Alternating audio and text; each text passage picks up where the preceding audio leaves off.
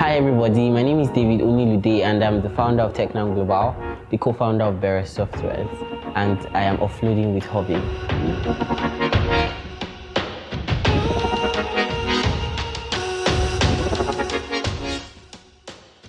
I was a nominee for the Future Awards in 2023 in the category of technology, and ever since then, it's been a journey. I've been certified as at the Management Institute of Finland, and at TechNow Global, we've made a lot of readjusting because it was a moment for me to sit down and realize what are the things that we need to do more, because we've done a quite number of things. But for the past 1 year at TechNow Global, for example, we've launched 2 different projects.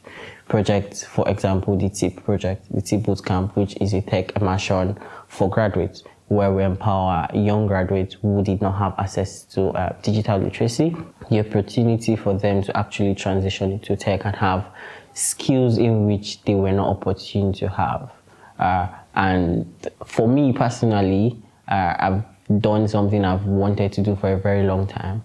I co-founded a company with my best friend, Kazim Quadri, where we called it Bere Software. Bere is a software company where we build solutions for individuals and brands, and Bere is a sustainable space for us at TechNow Global to actually be more accountable to the product in which we are having out there. One thing I used to say is don't think programs, think product. And I think product is that Bere software for me. So, I mean, for the past the past 1 year, it's been a journey which I am happy to be here. And thank you very much for that. I think what inspired my business, TechNow Global, the non-profit. So, I grew up in Badagry, Agbojedo. Badagry is a very, very remote community. So, and I didn't grow up in Badagry, I grew up in Badagry West. So, when you tell people you are in Badagry, they tell you you're not in Lagos. So in Badagry, when you tell somebody you're in Badagry West, they say you're not in Badagry. So that's how far behind we are.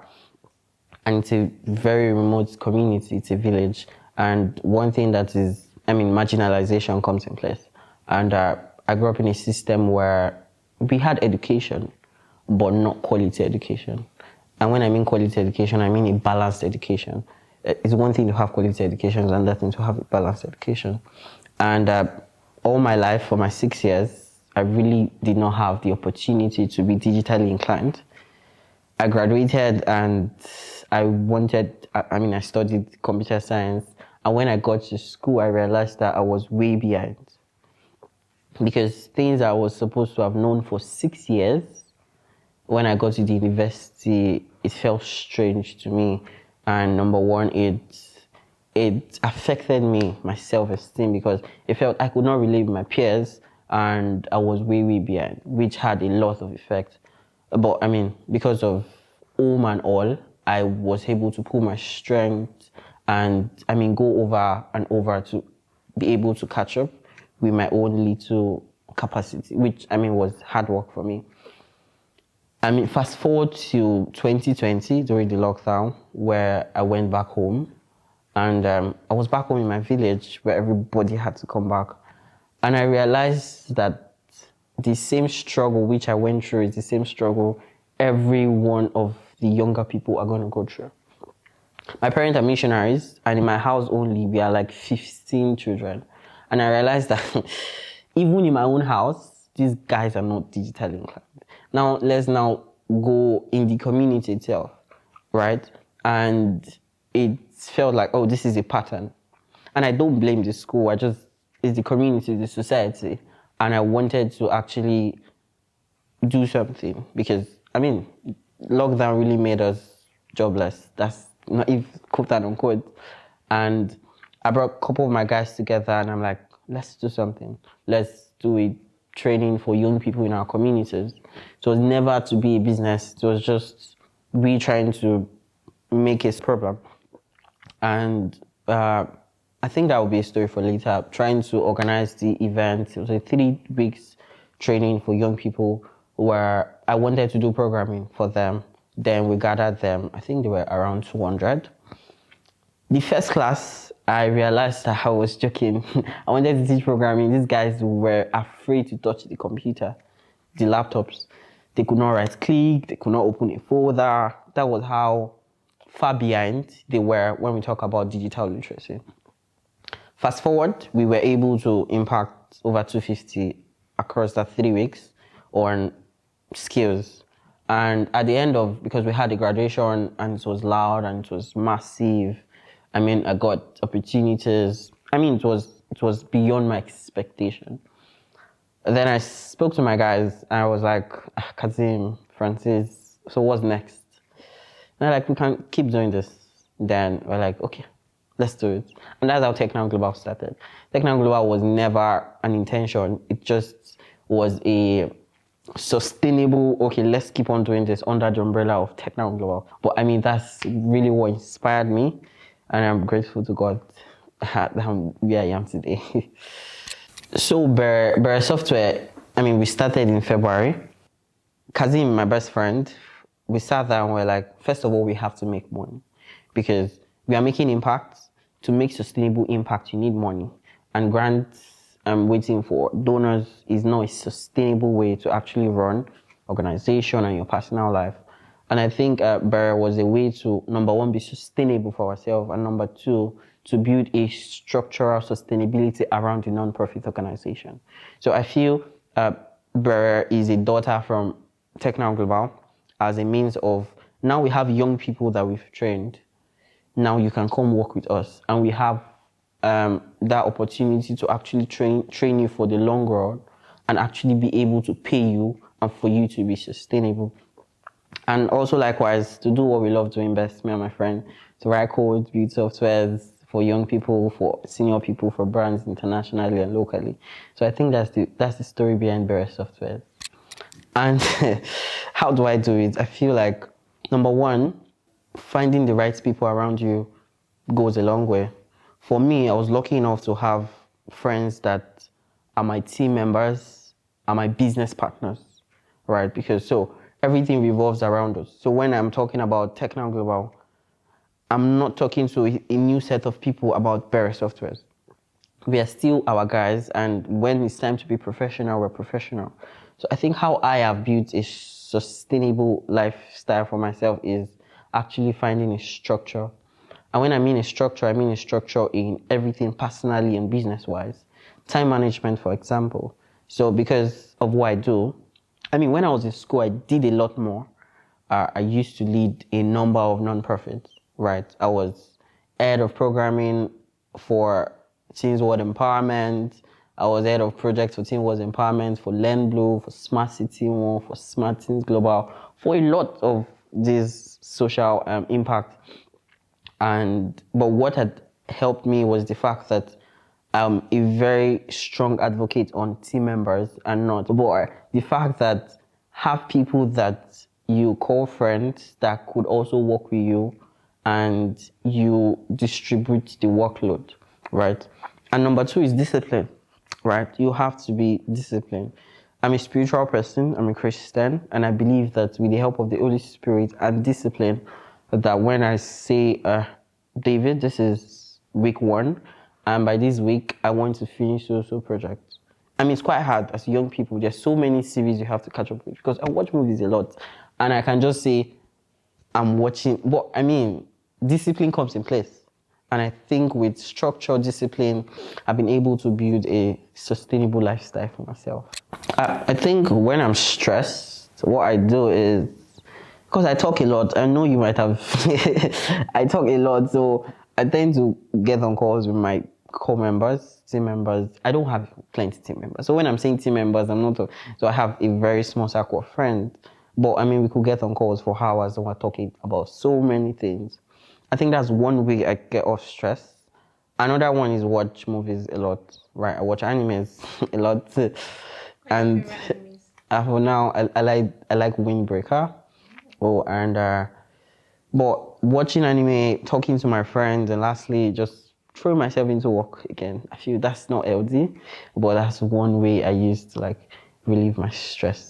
Yeah, I think the most challenging thing is always having to show up all the time for people, right? Because of what I do, people tend to not realize that Now let me remove me from the picture, realize that we are young. I'm 22 years old, and there's a whole lot of responsibility that's come on you because of what you do and the little status that you're beginning to get for yourself. And they always want you to show up, right? I think that's one thing that's really, really been stressful. Another thing is, I think rejection emails. I think rejection email is a whole lot on its own because as young people, we tend to want to look for opportunities, right? And yes, even this morning I got a rejection email and somebody read it on my phone and it's like, why do you keep applying for all these things, right? I know that I've gotten so many opportunities, but young people, there's so many people that know they're doing great things and they don't have the opportunities I do, right? I think rejection emails and the resources they actually need to empower themselves to do things. Because like, if we have 10 people in this place, right, they tend to see the problems. But if they're empowered to actually solve those problems, things will be better, right?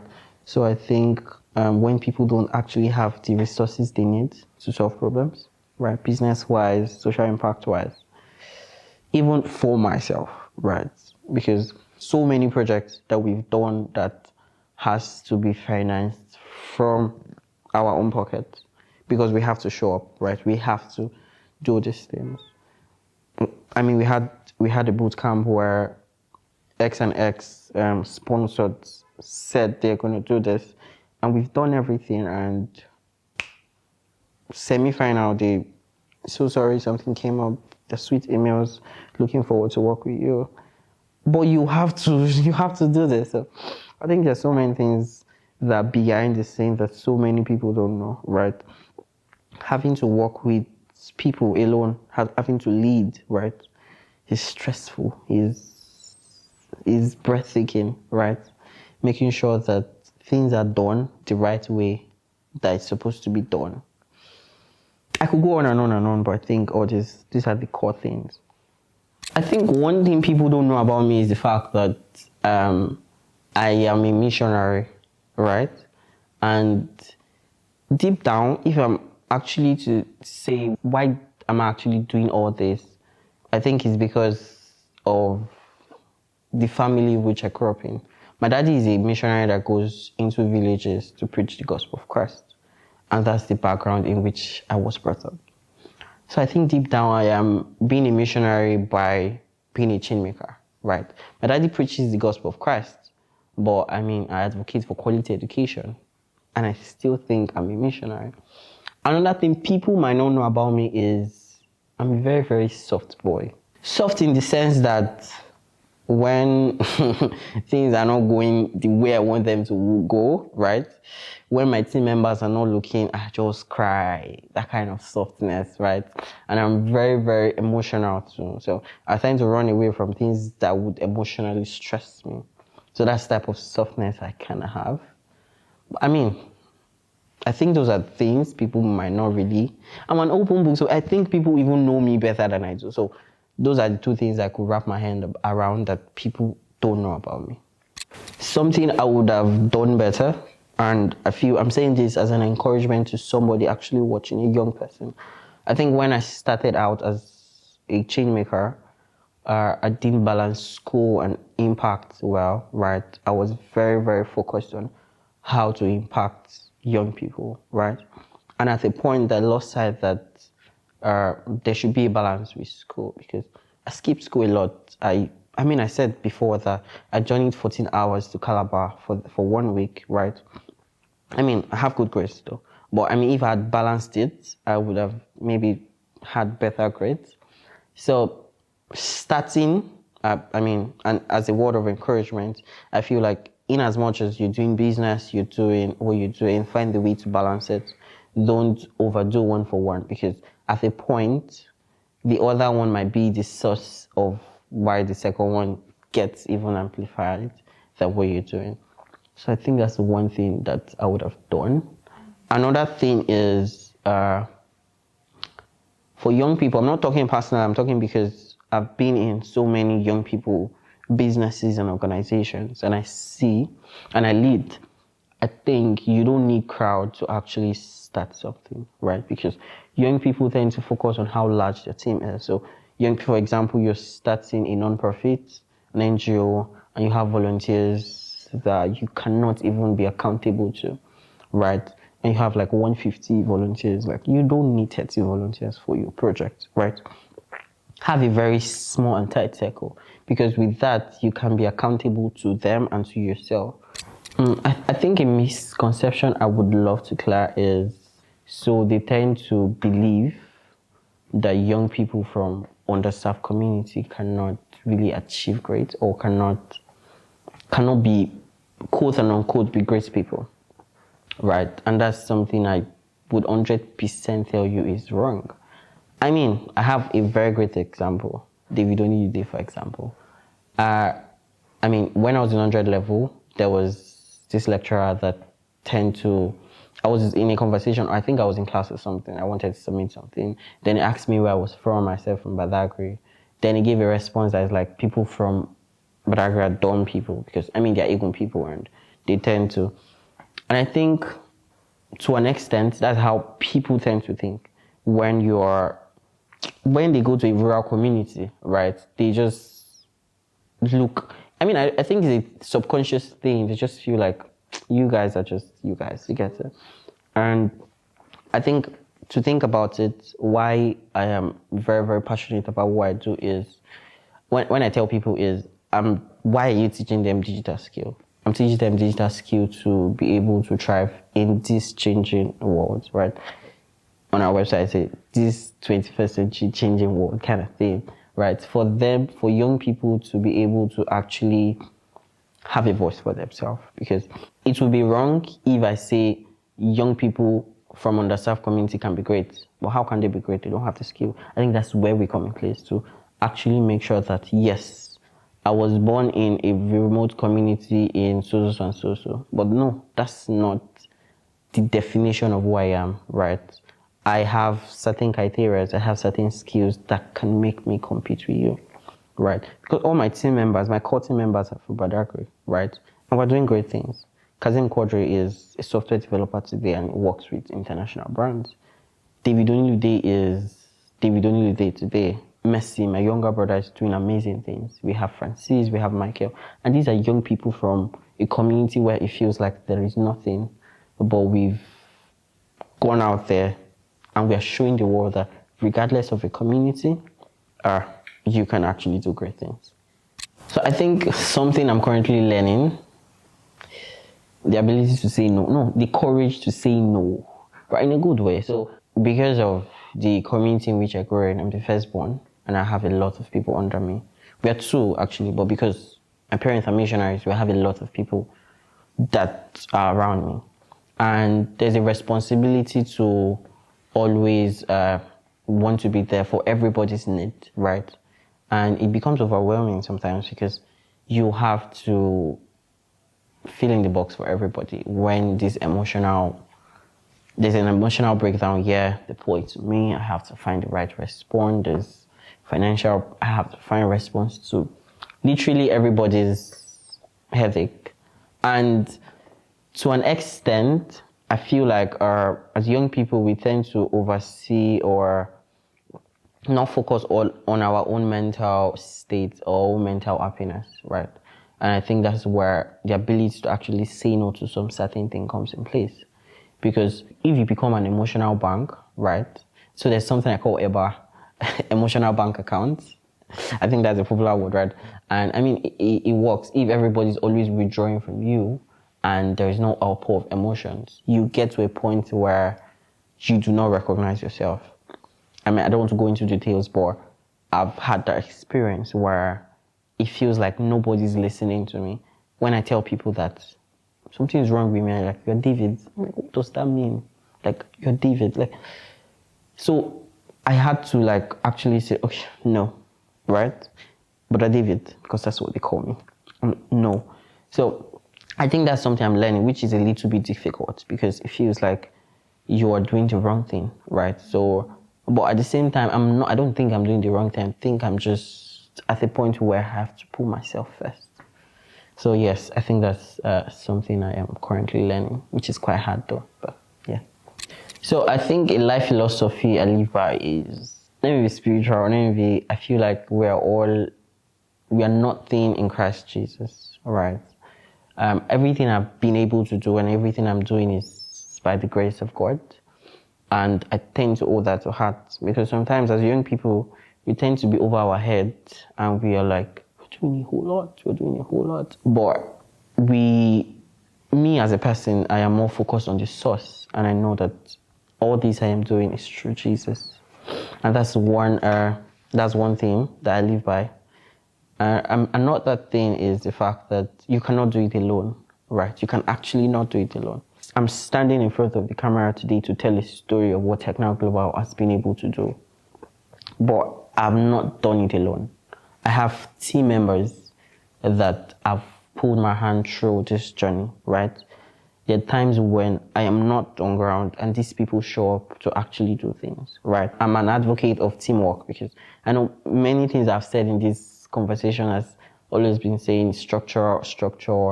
So I think those are two things. Jesus Christ is the source, my own source, and teamwork. Find the right theme, find the right structure. So those are my two anchor words on my life philosophy.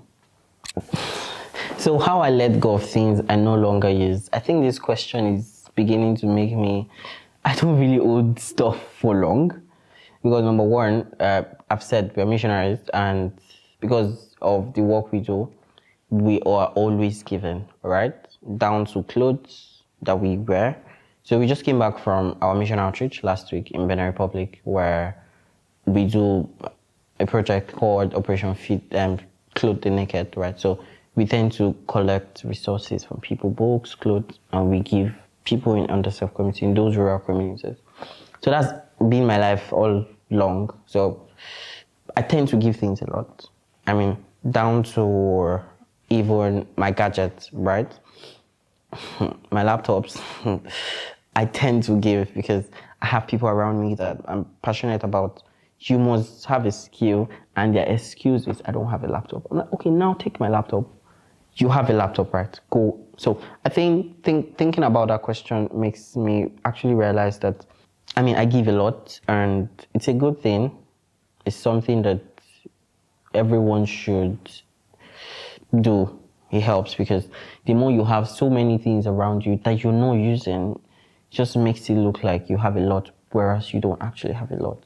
So it's a sense of purpose for you, because if you hold on to things you're not using at the moment, right, you tend to feel like you have it, whereas they're not useful. So it's equivalent to the fact that you don't have anything. So yeah. I think an opinion I have, no matter how much you convince me that technology is actually doing more harm than good, I feel like technology is actually doing good than bad. Now, if I'm to now talk about the opportunities that come with technology, because I feel like there's so many knowledge, there's so many opportunities that technology itself gives, especially young people, like in this 21st century, right? I mean, we could go on and on about how everything is becoming digitally inclined, and with that alone tells you how vast young people are to be included in technology, or how to use technology, if I may say. So that's that one opinion I have. Technology is actually doing more good. I'm not talking about young people, right? More good than harm, right? We could go into how people talk about fraudulent young people, but I mean, if we think about it, if we actually give these guys a direction on what to actually do with the amount of power they need, right? We're in a project where we're training young people on how to build mobile apps, right? And I know with the knowledge they have, I could tell them, build a mobile app that solves a problem on, let's talk about farmers, right? The problem they have on farmers, or something relating to climate or gender equality, right? But that's because I give them a direction on how to harness the power of technology. And that talks about how good technology can actually do, right? So if we talk about all this series of problems we have, right, to an extent, technology can actually solve those problems, right? I can tell you, no problem you have, 1% technology comes in a way to actually solve the problem. So what that opinion I have is technology does more good than harm. In the spirit of offloading with HoBeei, I'll be offloading some digital items. Number one is Canva Pro. So Canva is a software that helps you design, and I think a lot of young people have access to the basic Canva account, but with the Pro version, it gives you a lot of more premium functionalities that will help your design journey. And as young people out there, you could be creative with this opportunity. The second thing I would like to offload are WordPress premium plugins and premium themes. So WordPress is one of the global and #1 recognized content management systems for creating websites and creating software. And I think with access to tools like premium plugins and premium templates, it makes your work very, very seamless and beautiful for you as young people.